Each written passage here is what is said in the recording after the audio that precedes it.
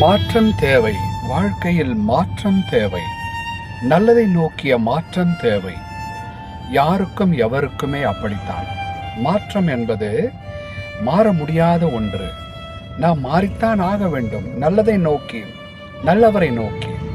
அப்படி இருக்கிற வேளையில் கடந்த 5 ஆண்டு திராவிட முன்னேற்ற கழகத்தினுடைய ஆட்சியில் பயன் பெற்றவர்கள் எண்ணற்ற எல்லா துறையினரும் பயன்பெற்றிருக்கிறார்கள். அப்படி இருக்கையில் எந்த மாற்றத்தை நோக்கி நாங்கள் பயணிக்க வேண்டும் என்று மாற்றத்தை எதிர்நோக்கிய வாக்காளர்களை நான் கேட்கின்றேன்.